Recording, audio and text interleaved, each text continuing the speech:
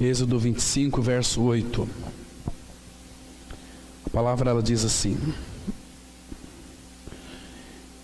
e me farão um santuário, para que eu possa habitar no meio deles, segundo tudo o que eu te mostrar, para modelo do tabernáculo e para modelo de todos os seus móveis, assim mesmo o fareis. Pai, obrigado porque mais uma vez podemos nos reunir como parte do teu povo, teu corpo, a tua igreja que foi comprada, resgatada, redimida, totalmente purificada pelo sangue do Cordeiro. Pai, que alegria poder ter essa revelação de que nós pertencemos a Ti, não somos mais de nós mesmos, Pai, mas pertencemos ao Senhor. Tu és o nosso Pai, nosso coração se enche de alegria. E nessa noite, Pai, o desejo do nosso coração é que Tu mesmo, pelo Teu Espírito, nos edifique. Cremos, ó Pai, que somos nada. Quem somos nós para que o Senhor então se lembrasse de nós? Somos tão somente pó e cinza, mas o Senhor nos amou e nos fez, ó Pai, enxergar toda a realidade que é na pessoa do Filho. E o Senhor, Pai, tem procurado uma casa para Ti. Por isso, Pai, nessa noite que Tu encontras em nós um lugar para o Teu repouso, e nós que já estamos no descanso, que é Cristo, Ele é o nosso verdadeiro repouso, o nosso descanso, que nós, ó Pai, sejamos também como Igreja do Senhor despertados para cada dia mais experimentar essas realidades profundas que há na pessoa de Cristo. Que Ele nessa noite seja acrescentado em nossas vidas mais um pouquinho, por menor que seja, Pai, é muito grande, porque Ele é grande. Por isso, ministra, queremos ouvir a Tua voz pela Tua palavra, porque é a Tua palavra, e nós somos tão incapazes de compreender, ó Pai, a Tua palavra, se o Senhor mesmo não as revelar a nós. Por isso, Pai, pedimos a Ti sabedoria para compreender as Escrituras. É no nome de Teu Filho Jesus que nós oramos. Amém. Irmãos, uma casa para Deus. Desde o Antigo Testamento, o Pai sempre procurou um lugar para que Ele então pudesse habitar, um lugar para Ele poder repousar. E esse texto aqui, a gente percebe que o tabernáculo que foi armado lá no deserto, era o lugar onde Deus, aqui em realidade espiritual, Ele resolveu manifestar a sua presença no tabernáculo lá no deserto, onde Deus, Ele habitava simbolicamente, Ele residia lá simbolicamente, mas o desejo do Pai sempre foi ter um lugar, uma casa, onde Ele pudesse habitar. Irmãos, observem que quando Ele então começou a instruir a Moisés para que se erigisse um tabernáculo, uma casa para Deus, aqui no verso 8 diz: e me farão, era para Ele, um santuário. Queria que vocês guardassem bem essa palavra, me farão um santuário, para que eu possa habitar no meio deles. Irmãos, está tão claro para nós que desde o início o Pai sempre desejou habitar no homem. E por que então aqui Ele não pôde habitar no homem, e sim no meio dos homens, ali naquele tabernáculo, ali naquela arca, onde depois Ele pediu para que fosse feita toda revestida de ouro? Era a madeira que fala da humanidade de Cristo, revestida de ouro, da natureza. Ouro fala da natureza divina, e madeira fala da natureza humana que Jesus ganhou. Foi revestido de ouro. Então Cristo tinha duas naturezas. Então, irmãos, ficou claro para nós que o Pai, vinha visitar o seu povo, mas era muito triste porque ele vinha visitar o seu povo, não habitar no seu povo. Mas o desejo do Pai foi sempre esse: habitar no meio do seu povo, habitar com o povo. Irmãos, e lá no Antigo Testamento, o Senhor procurava uma casa para habitar, fazer habitar o seu nome. Quando fala habitar o seu nome, é a sua pessoa. Vocês imaginam, irmão, como era o coração do Pai, como ele ansiava para encontrar um lugar para repousar. Vocês se lembram quando o Senhor Jesus estava aqui na terra, que ele disse que, para que ele respondendo para aqueles que o que queriam seguir: vamos deixar tudo de seguir eu não tenho onde reclinar minha cabeça. As aves têm seus ninhos, os animais têm as suas tocas, mas eu não tenho onde reclinar a minha cabeça. Irmãos, e por causa dessa vontade do Pai em habitar em nós, o Filho, ele reclinou a sua cabeça lá na cruz. Quando ele reclinou a sua cabeça, então ele esperou, ele entregou a vida. Então ele pôde abrir uma casa para Deus, que é a sua igreja. Mas, irmãos, o Senhor havia prometido para o povo de Israel a terra de Canaã. Olha, se a gente analisar com bastante prescrição o Antigo Testamento, aliás, toda a Bíblia, a gente percebe que o nosso Pai, ele não tem pressa em realizar as suas coisas, porque ele é o Deus eterno. E quando ele objetiva um plano, irmãos, nós sabemos que nenhum dos seus planos podem ser frustrados. Ele vai alcançar aquilo que ele deseja.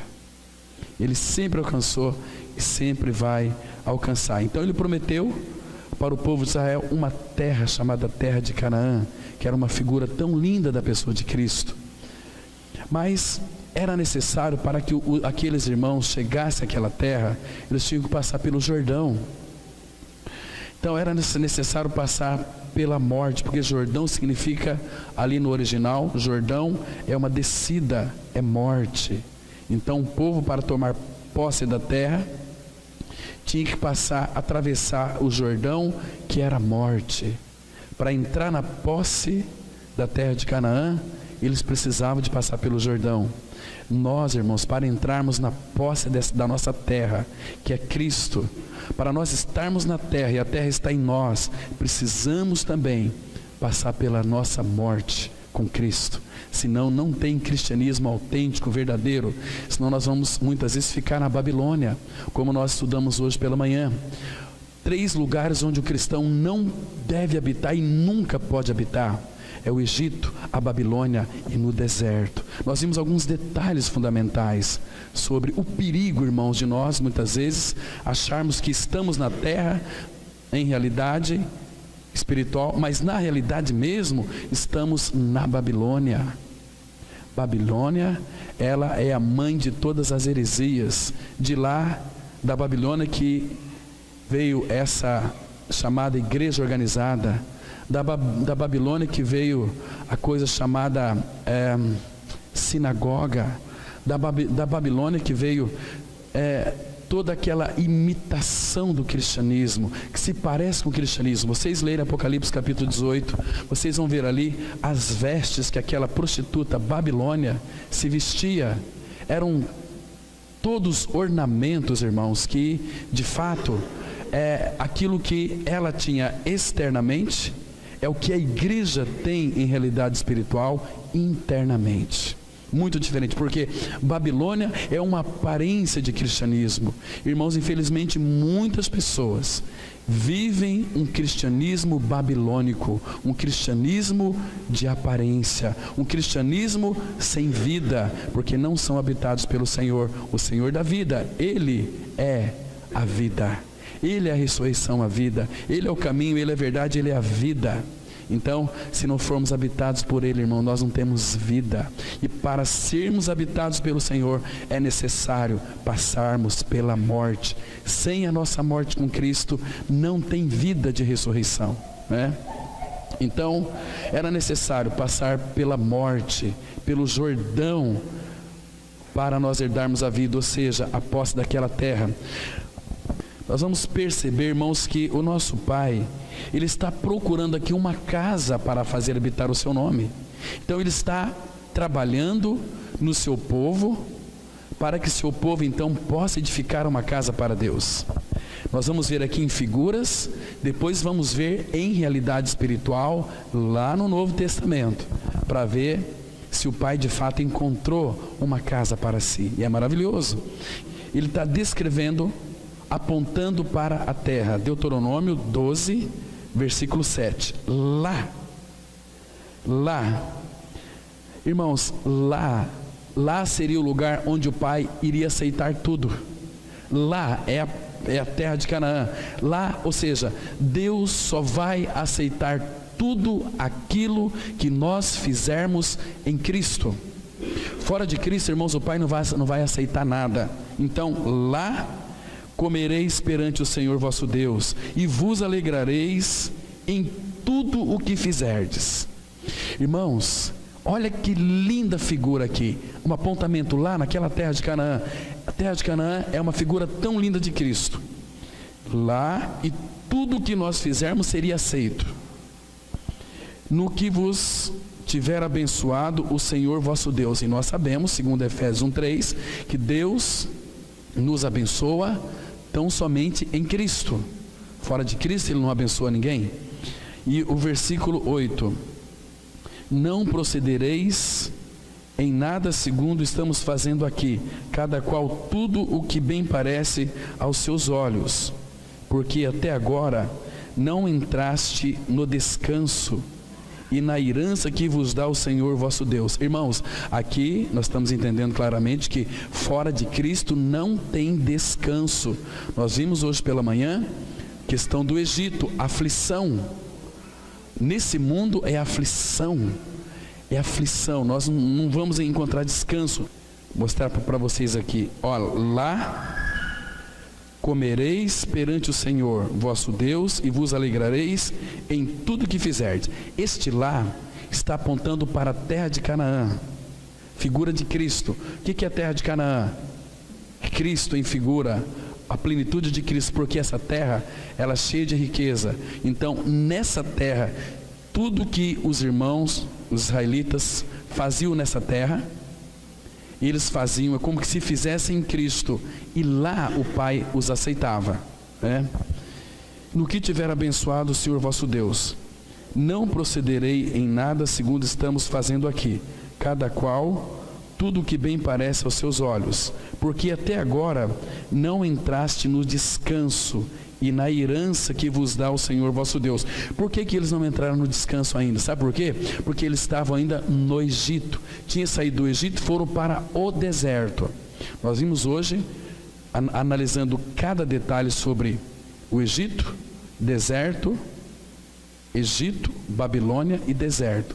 Analisamos esses 3 pontos fundamentais. Aqui, no versículo 9, Deus está tratando com eles, eles estão no deserto. Então, eles não tomaram posse da terra ainda. Então, o Pai não tinha lugar para habitar e eles também não tinham seu descanso. Eles estavam ali em aflição, aquela ansiedade. Quando? Por que Deus nos tirou do Egito? Para nós morrermos nesse deserto? Estavam no deserto, mas eles tinham que tomar posse da terra. Mas para isso, faltava um detalhe ainda, o Rio Jordão, que significa morte. Olha o versículo 10, aí diz o seguinte: mas passareis o Jordão, está vendo aqui? Morte. Passareis o Jordão e habitareis na terra que vos fará herdar o Senhor vosso Deus, e vos dará descanso de todos os vossos inimigos em redor, e morareis seguro. Vocês observam que aqui, claro, é uma promessa para o povo de Israel. Mas interessante, irmãos, que o Pai, por detrás de tudo isso, Ele está procurando uma casa, um lugar para habitação. E Ele continua, olha o versículo 11. Primeiro, Ele vai prover para o povo, porque o nosso Pai não é um Pai egoísta. Ele sempre provê para o povo. Ele não tem pressa. Ele não se preocupa tanto consigo. Ele quer ver o seu povo, quer ver o seu povo abençoado, quer ver o seu povo respondendo a Ele. Então, Ele introduz o povo na terra, né? Mas aí depois no 11 Ele diz assim: então haverá um lugar que escolherá o Senhor, vosso Deus, para ali fazer habitar o seu nome. A esse lugar farei chegar tudo o que vos ordeno, os vossos holocaustos, e os vossos sacrifícios, e os vossos dízimos, e a oferta das vossas mãos, e toda escolha dos vossos votos feitos ao Senhor. Claro que quando fala aqui de sacrifício, ele está apontando para um altar que seria erigido.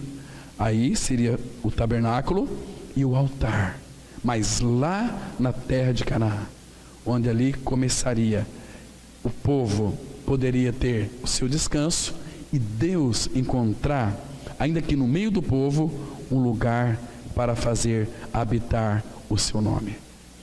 Irmãos, as mãos humanas que são oriundas da Babilônia trouxe para o meio cristão bastante coisas daquilo que concerne a um cristianismo imiscuído com Babilônia.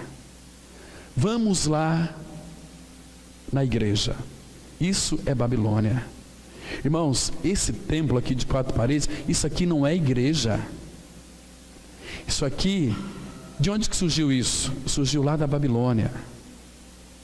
Igreja Evangélica Palavra da Cruz, isso não é igreja. Isso aqui veio lá da Babilônia. Isso foi instituído por homens. O que é igreja, irmãos? Igreja é um local onde Deus habita. Não vamos à igreja. Então esse conceito está na mente de muitos evangélicos, de muitos cristãos. Vamos lá na igreja hoje. Isso é um absurdo. Essa é uma mentalidade babilônica. É uma mentalidade, eu vou dizer o seguinte: se essa é a nossa visão, nós estamos entronizando Satanás no trono e não Cristo. Porque, segundo a Bíblia, abra lá em Atos, capítulo 7, versículo 48 a 50. Atos 7. Então, irmãos, me escute com bastante atenção, cuidado, senão você pode se perder. Atos 7, 48 em diante. Isso aqui é apenas um templo onde a igreja tem as suas reuniões, onde a igreja vem para adorar o Senhor.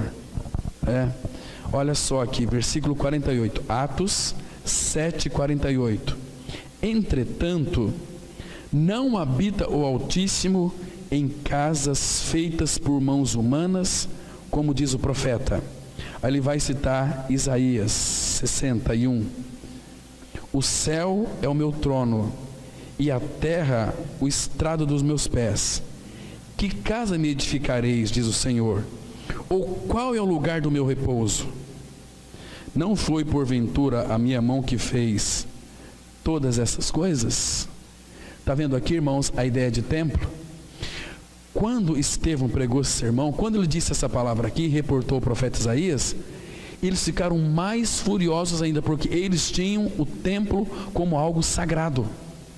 Este templo não é sagrado, ele é consagrado ao Senhor, mas não podemos dizer que isso aqui é um lugar sagrado. Não é. Lugar sagrado é o teu templo, é o teu corpo.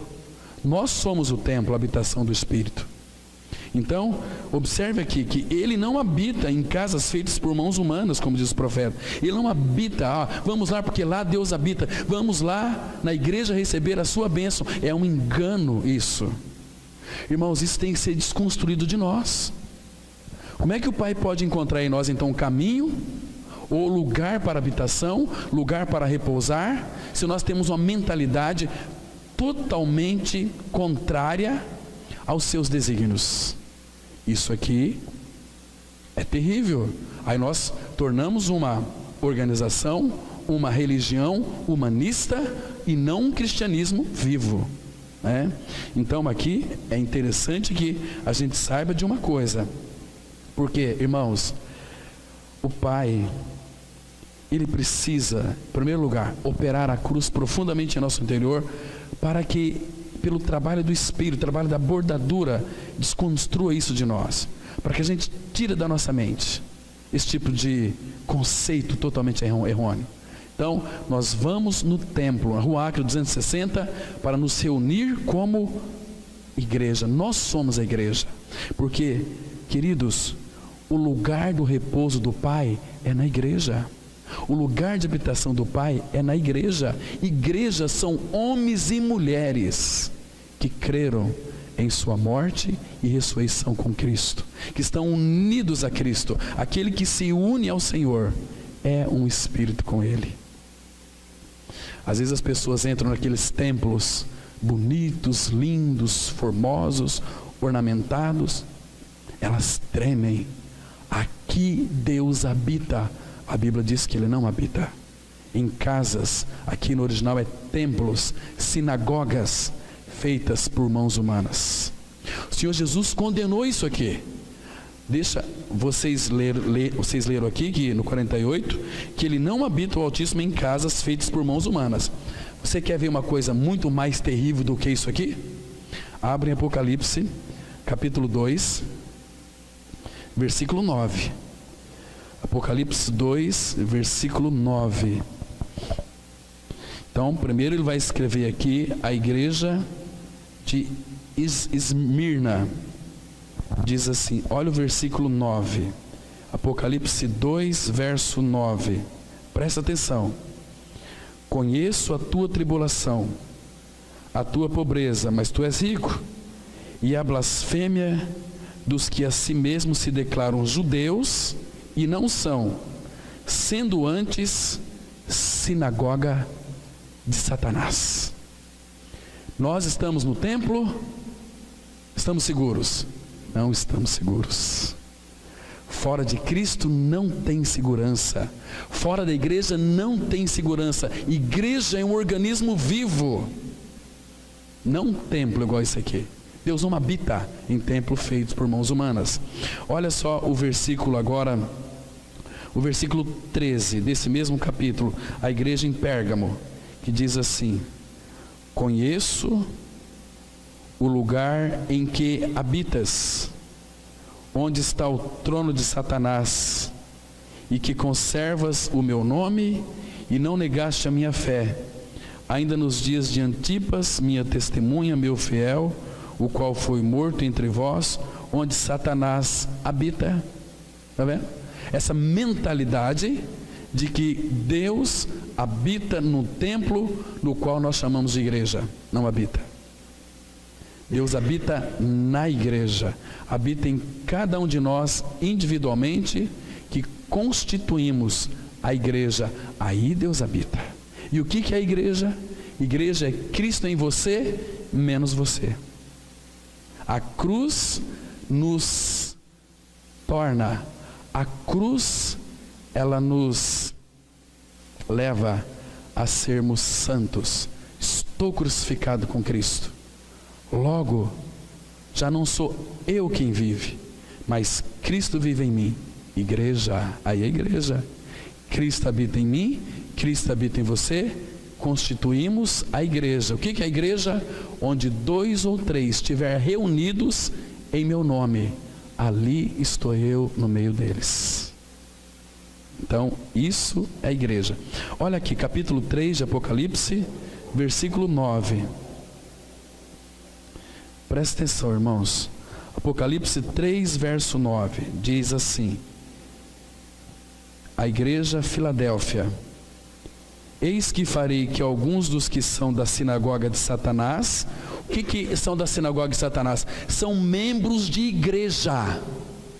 Não existe essa expressão na Bíblia, membros de igreja. São membros da sinagoga de Satanás. Tem nada a ver com Deus. Ah, eu sou membro da igreja Palavra da Cruz. Você está perdido. Você é membro do corpo de Cristo. Você é a igreja. Então, olha aqui. Desses que a si mesmos se declaram judeus e não são, mas mentem, eis que os farei vir e prostrar-se a teus pés e conhecer que eu te amei. Eu não vou contar aqui, irmãos, algumas experiências, senão seria algo que iria exaltar minha pessoa. Não vou contar isso aqui. Se um dia o Pai permitir, nós vamos contar. Irmãos, mas o Pai está procurando uma casa para ele habitar. O Pai está procurando um lugar para ele repousar. Lembra do rei Davi? O rei Davi tinha essa visão tão linda, irmãos. O rei Davi, ele se preocupava tanto com uma casa para Deus, a ponto de chegar a dizer o seguinte: olha, eu não vou entrar na minha morada, não vou entrar na minha tenda, enquanto não tiver uma casa para Deus. Davi, ele amava tanto o Senhor, ele era louco por Deus. Como Paulo fala, nós somos loucos por Cristo. Ele era tão louco por Deus, que ele disse que não entraria na tua tenda, e nem daria repouso aos teus olhos, enquanto não arranjasse ou erigisse uma casa para Deus. Irmãos, como Davi amava o Senhor, a preocupação de Davi era uma casa para Deus. Abra no Salmo 132. Salmo 132. Irmãos, isso aqui deve encher o nosso coração de alegria. Como Davi era uma pessoa que se preocupava, se importava em arrumar uma casa para Deus. Ele diz assim: Davi diz que não iria dar descanso a seus olhos até que ele encontrasse uma casa para Deus. Salmo 132, a partir do versículo 3, de 3 a 5, olha o que a Bíblia diz, presta atenção, não se distraia, por favor, fique bem concentrado na leitura da palavra de Deus, porque é a palavra de Deus, irmãos, então não vamos se distrair. Olha só, os 3, não entrarei na tenda em que moro, nem subirei ao leito em que repouso, não darei sono aos meus olhos, nem repouso às minhas pálpebras, até que eu encontre um lugar para o Senhor, morada para o poderoso de Jacó. Está vendo aqui, irmãos? Queridos, Davi, ele era consumido pelo Senhor. Davi estava, irmãos, de uma forma tão genuína, arrumar uma morada para Deus. Eu quero Ele perto de mim. Irmãos, e Ele tem procurado morada em nós. Agora, irmãos, a gente vê nesses últimos dias que antecede a vinda de Cristo, um cristianismo totalmente desalinhado, um cristianismo totalmente sem vida, morno, um cristianismo totalmente voltado para seus próprios interesses, não para os interesses do Senhor. E Ele tem procurado um lugar para a sua habitação. Será que você de fato é morada de Deus? Será que de fato essas verdades contidas na palavra, quando por exemplo fala assim que você foi morto com Cristo na cruz, será que essa é a sua experiência? Não estou colocando aqui em xeque, irmãos, em dúvida, levantando dúvida no seu coração, mas será que essa é a sua experiência? Porque às vezes você está na Babilônia e não em Cristo. Talvez você está no Egito e não em Cristo. Talvez você ache que a sua tenda vai ser no deserto, porque você não consegue sair dessas tribulações, e você vai armar sua tenda ali, porque deserto vai ter um fim. Assim, não temos tempo para ver tudo hoje. Eu ia mostrar para vocês os textos, para ver em detalhes sobre o deserto. O deserto só tem uma finalidade: para nos desintoxicar da religião.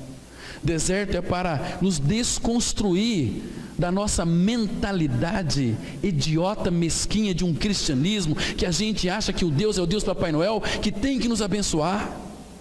E fora de Cristo, Deus não abençoa ninguém. E para sermos abençoados em Cristo, Ele tem que habitar em nós.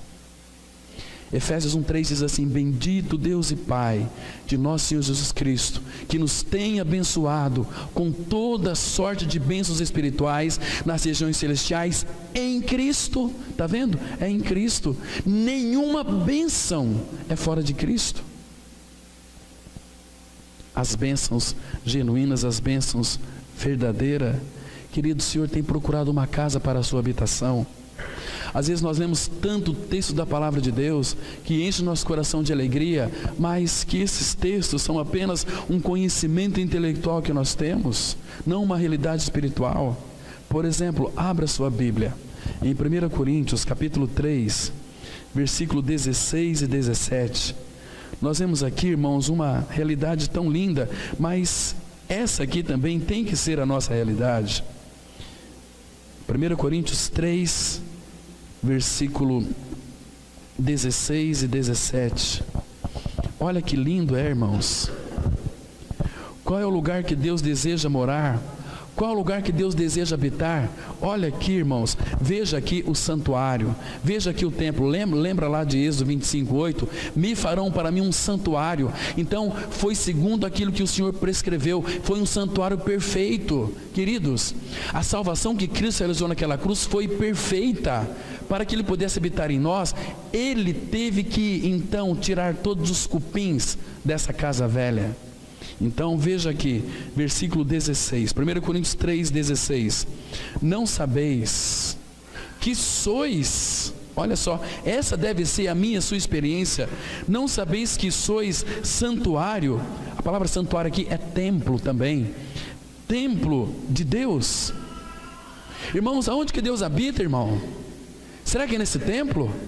Ou nesse templo? No teu templo. O teu corpo é um templo da morada do Altíssimo.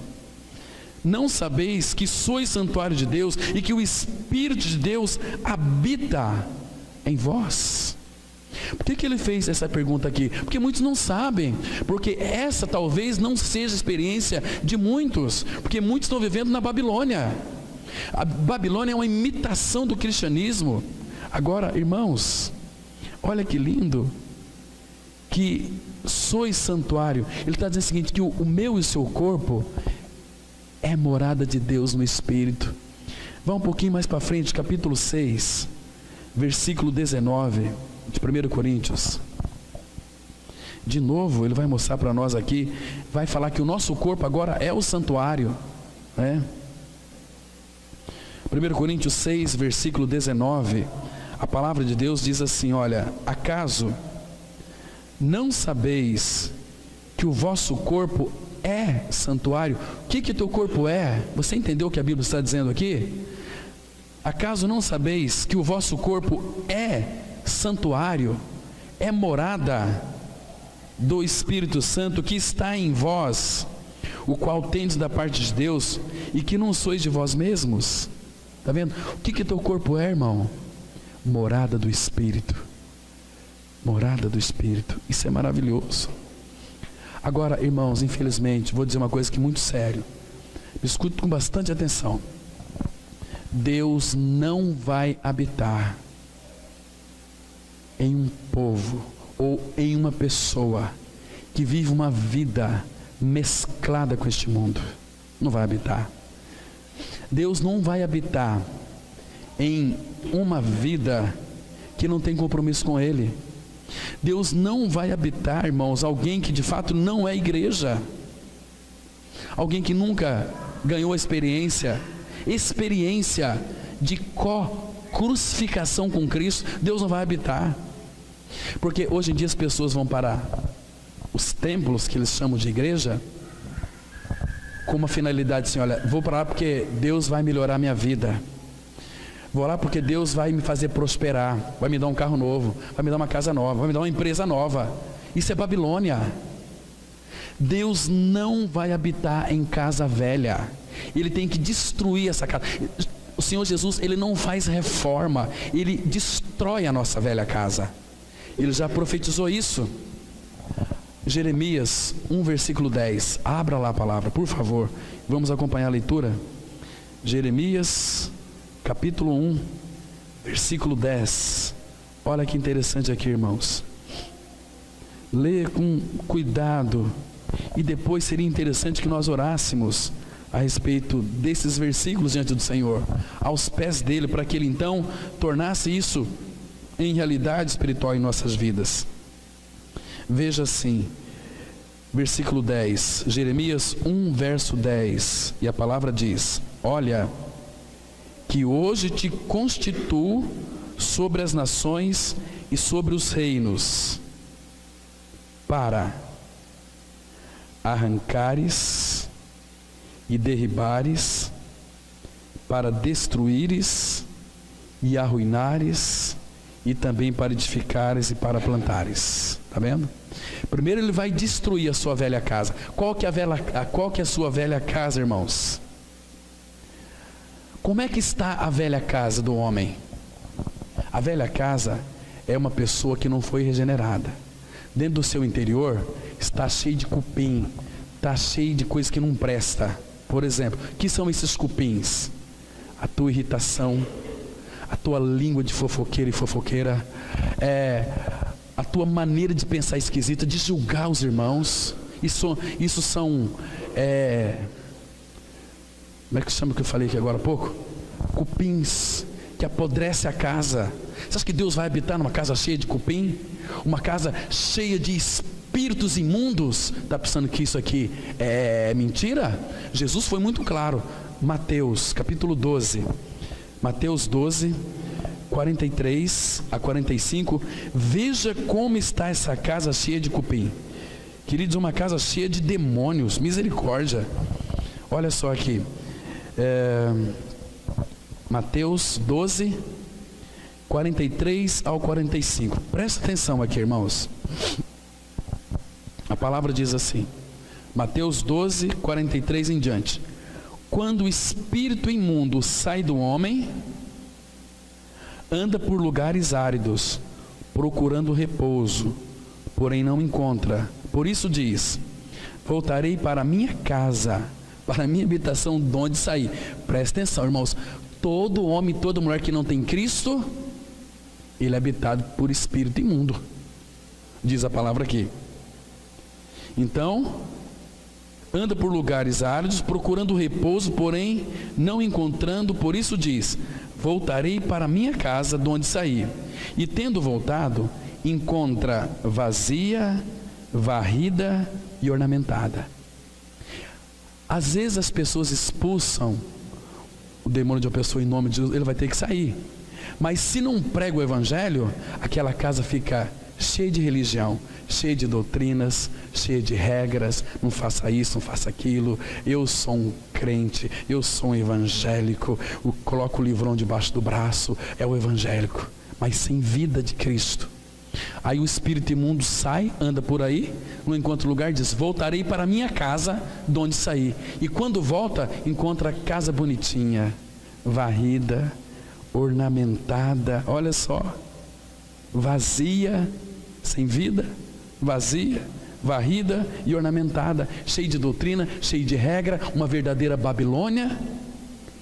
Então, olha o 45, então leva consigo outros 7 espíritos, piores do que ele, e entrando habitam ali, e o último estado daquele homem torna-se pior do que o primeiro. Assim também acontecerá a esta geração perversa. Esta geração é perversa, e está acontecendo exatamente isso. Evangélicos se prostituindo, tudo normal, Deus perdoa. Queridos, nunca ganharam uma experiência de regeneração. São pessoas, olha, o povo evangélico e crente é o pior povo que tem na face da terra. É um povo babilônico, um povo terrível, sem vida. Agora, a gente não vê amor, não vê graça, não vê misericórdia.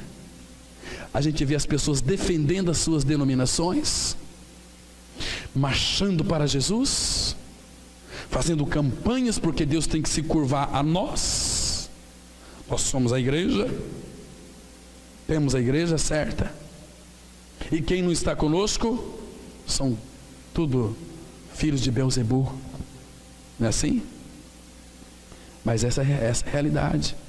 Vazia, varrida e ornamentada, muito bonita. Mas onde é que está Cristo? Lembra de Apocalipse 3:20? Eis que estou à porta e bato.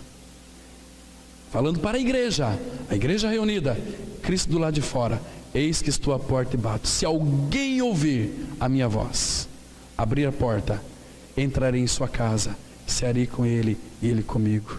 Queridos, nosso chamado é para comunhão com o nosso Pai Celestial. E aí não tem religião. Meus irmãos, que lindo é isso. Então essa casa está cheia de cupim, irmãos. Agora, qual é a maneira que Jesus usou para tirar esses cupim? Porque para tirar os cupins, ele tem que expulsar também o seu morador. E como nós vimos lá em Jeremias 1:10, ele não faz reforma nesse templo. Ele crucifica esse templo. Essa casa tem que ir para o chão, porque ele não vai usar algo que está cheio de cupim. Por isso que ele deu cabo dessa casa. Essa casa tem que ir para o chão, para que ele então possa erigir uma nova casa. Ele é o nosso arquiteto, ele também é o edificador. Abra Evangelho de João 12:31. Veja aqui que interessante. Evangelho de João 12, versículo 31. Aqui, veja como é que Jesus expulsa os demônios do templo. Veja como Jesus expulsa os moradores da velha casa. Veja só, João 12:31, ele diz assim, olha aqui: chegou o momento, João 12:31, chegou o momento de ser julgado este mundo, e agora o seu príncipe será expulso. Aí no 32 ele vai mostrar como é que esse príncipe seria expulso. Ele disse assim: e eu, quando for levantado da terra, atrairei todos a mim mesmo. Isto dizia, significando de que gênero de morte estava para morrer. Então Jesus, ele morreu numa cruz. Ele nos atraiu na cruz. Lá naquela cruz, irmãos, a casa velha foi para o chão. Sabe por quê? Romanos 6,6, a palavra fala assim: sabendo isto, que o nosso homem velho foi com ele crucificado. Para quê? Para que o corpo do pecado seja destruído e não sirvamos mais ao pecado como escravo. Então a casa foi para o chão. Toda a cupinzada teve que sair, porque derrubou a casa, eles não têm mais morada, não têm mais lar. Então, queridos, graças ao Senhor, porque a obra da cruz foi tão perfeita. E agora o Pai pode encontrar em nós uma casa, para que Ele então possa habitar. Toda a casa agora está limpa, não está apenas varrida. A casa, irmãos, ela foi purificada, o pecado foi removido. O pecado não terá domínio sobre vós. Não estamos debaixo da lei, estamos debaixo da graça. O pecado foi removido. Paulo fala assim em Romanos 6,2: como viveremos ainda no pecado, nós, os que para ele morremos? Como? Se você morreu, como vai viver no pecado? E tem muita gente que acha que pode viver no pecado e viver uma vida com o Senhor. Isso não existe na Bíblia, irmãos. Ou nós somos separados para o Senhor, ou então nós somos babilônicos. Não vou chamar mais de evangélico, nem de crente, vou chamar de babilônicos. Isso com o povo sem Cristo porque o sangue de Cristo, irmãos, ele trouxe uma esplêndida purificação. Não se esqueça disso. 2 Pedro 3,9, ele nos lembra, dizendo o seguinte: olha, não se esqueçam da purificação dos vossos pecados. Até Pedro foi contestar o Senhor, quando teve aquela visão daquele lençol lá em Atos 4, por aquelas 4 pontas, porque os judeus tinha um quê com eles, que estava construído na mente deles, que tinha que ser desconstruído. Aí Pedro viu aquela visão de quadrúpedes e répteis. Aí o Senhor falou: Pedro, mata e come. Pedro disse: não, Senhor, na minha boca nunca entrou algo comum ou imundo. Aí o Senhor, em Atos 10,14, diz assim: Pedro, nunca consideres comum ou impuro aquilo que Deus purificou. Queridos, Ele nos purificou. Você não é mais uma pessoa comum. Você é um cidadão do reino. Você é um filho de Deus em Cristo Jesus. Ele agora pode encontrar um lugar para descansar, para repousar em mim e você. Somos moradas de Deus no Espírito. Agora, nessa casa, nesse templo que é o meu e o seu corpo, o que acontece nessa casa aqui, irmãos? A presença dele não é gloriosa. Lembra daquele texto de Ageu 2, versículo 9? Abra lá, Ageu 2, verso 9. Muito interessante aqui, irmãos, que graças ao Senhor porque tem esse texto na palavra de Deus. Ageu, capítulo 2, versículo 9. Aqui ele vai mostrar algo para nós muito interessante. Ele diz assim, olha, Ageu, capítulo 2, versículo 9. A glória, olha aqui, irmãos, como é que começa. Olha que preciosidade. A glória desta última casa será maior do que a da primeira. Está vendo? Aqui existem duas casas. Aquela casa, a primeira casa, está fazendo alusão ao tabernáculo. Lá tinha glória, o Senhor vinha lá, o tabernáculo se enchia da Shekinah, presença do Pai, né? E agora ele fala aqui, qual que é essa última casa aqui? A glória dessa última casa será maior do que a primeira. Qual que é essa última casa, irmãos? O meu e o seu corpo. Está vendo? A glória dessa última casa será maior do que a primeira. Que privilégio tem os filhos de Deus? Agora veja aqui, será maior do que a primeira, diz o Senhor dos Exércitos, e neste lugar, ou seja, nesta casa, darei a paz. Diz o Senhor dos Exércitos, a glória é maior e neste lugar nós temos paz. Por quê? Porque agora o Pai encontrou em nós o seu repouso e nós temos paz nele, porque Ele é a nossa paz. Cristo habitando em nós, Ele é a nossa paz. Então, queridos, essa nova casa é maravilhosa, porque tem glória e tem paz. A obra da cruz, ela envolve o propósito de Deus. Agora,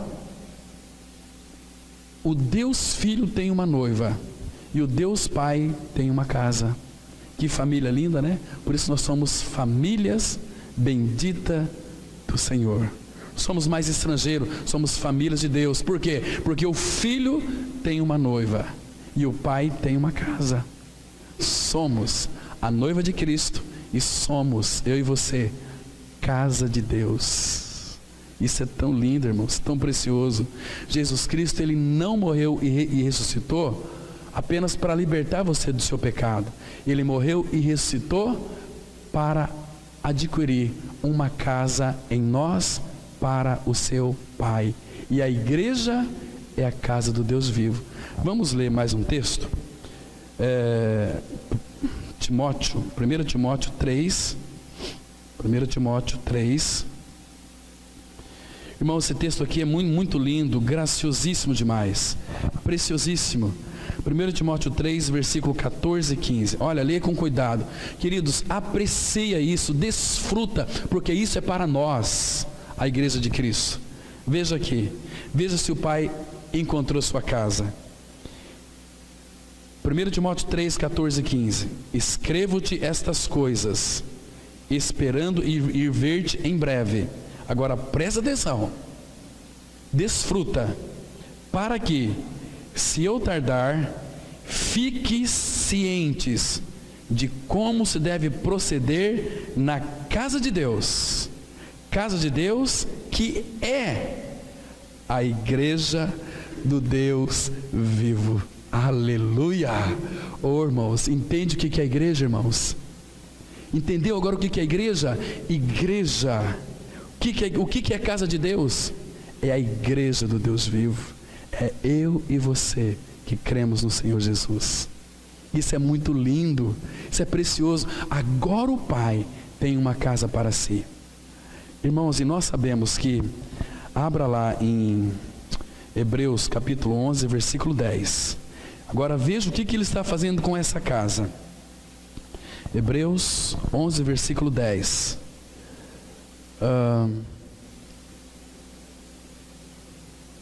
Hebreus 11, versículo 10. A palavra, ela diz assim, irmãos: pela fé, porque aguardava a cidade que tem fundamentos, da qual Deus é o arquiteto e edificador. A casa de Deus, que é a sua igreja, quem a edifica é Ele mesmo. Jesus disse: eu edificarei a minha igreja e as portas do inferno não prevalecerão. Agora, mostrar mais um texto para a gente encerrar e parar por aqui. Vocês se lembram, irmãos, que o Senhor Jesus, lá em Mateus 16, disse para Pedro o seguinte: Pedro, tu és Pedro, sobre esta rocha, eu, não você, eu edificarei a minha igreja, e as portas do inferno não prevalecerão contra ela. Então, a igreja de Deus somos nós. Aquele que é o arquiteto, o edificador, ele é quem edifica. E Pedro entendeu isso muito bem. Ele disse lá em 1 Pedro 2,5: nós, como pedras vivas que somos edificados, casa de Deus. E último texto, Efésios capítulo 2. Efésios 2. Olha que lindo aqui, irmãos. Efésios capítulo 2, a partir do versículo 19. Presta atenção. Olha que lindo isso aqui. Assim, já não sois estrangeiros e peregrinos, mas concidadão dos santos, e sois da família de Deus. Por quê? Família é onde todos habitam juntos. Quem que habita em nós? O Pai habita em nós, o Espírito do Filho habita em nós, e o Espírito Santo habita em nós. A Trindade habita em nós, e nós habitamos nele. Jesus falou o seguinte, olha, em João 15: habita em mim e eu habitarei em vocês. Nós temos responsabilidade, habitar nele, permanecer nele, né? Esforçando-nos por preservar a unidade da fé, né? Então, somos da família de Deus. Família de Deus, não me entenda de outra forma. Numa família, todos habitam juntos. Nós fomos, pela obra da cruz, jogados para dentro da Trindade. Nós vimos hoje pela manhã aqui. Fomos jogados numa comunhão perfeita com a Trindade. Então, família de Deus. O Pai habita no Filho, nós habitamos no Filho, o Filho habita em nós, habitamos no Pai, o Pai em nós. Muito interessante isso. Então, somos família de Deus. Agora, veja o versículo 20. Edificados sobre o fundamento dos apóstolos e profetas, sendo Ele mesmo, Cristo Jesus, a pedra angular, a pedra de esquina principal, porque Ele é o edificador, Ele é o arquiteto. Agora, veja aqui o 21, no qual todo edifício bem ajustado cresce para santuário dedicado ao Senhor, no qual também vós juntamente, por isso que é corpo. Ninguém, irmãos, quem não tem compromisso com Cristo, não tem compromisso com a sua igreja. Tanto faz como tanto fez. Se estamos em Cristo, no qual também vós juntamente estáis sendo edificados para a habitação de Deus no Espírito. Está vendo? Então, o Pai, hoje, Ele encontra na sua igreja, organismo vivo, não em religião, não em denominação, mas igreja, homens e mulheres que creram. O Pai encontra agora um lugar para o seu repouso. E é tão bom sermos lugar de repouso para o Pai. Em compreender, irmãos, quando ele disse lá: me farão para mim um santuário, para que eu possa habitar no meio deles. Nós habitamos em Cristo e Cristo habita em nós. Isso é família de Deus. Então, nós temos na pessoa de Cristo o lugar para a nossa habitação, e é um lugar eterno, e Ele tem em nós um lugar para o seu repouso. Amém. Vamos orar. Pai Santo, obrigado pelos esclarecimentos da Tua palavra. Obrigado porque o Senhor tem se manifestado e se revelado a nós e falado a nós e nos dado, ó Pai, discernimento para compreender as Escrituras, e cremos que Teu Espírito tem tornado a Tua palavra em experiência para as nossas vidas. Pai, não adianta nós ficarmos no campo das ideias, no campo do conhecimento apenas. Se essa palavra não descer para o nosso coração, ela não vai ser eficaz em nossas vidas. Ó Pai, nós entregamos essa palavra que foi ministrada nas Tuas mãos, para que Tu mesmo as esclareça para nós, nos levando a adentrar nessas realidades profundas da Tua palavra. Pai, nós entregamos também os cuidados dessa semana nas Tuas mãos. O Senhor é aquele que vai na nossa frente, o Senhor é a nossa vanguarda, sendo assim também será a nossa retaguarda. Por isso, Pai, nos guarda em Teu nome essa semana, coloca anseio em nosso coração para buscar cada dia mais ao Senhor, e fortalece a nossa fé, Pai, renova a nossa mente, nos dê uma noite agradável de descanso. Em nome de Jesus nós oramos,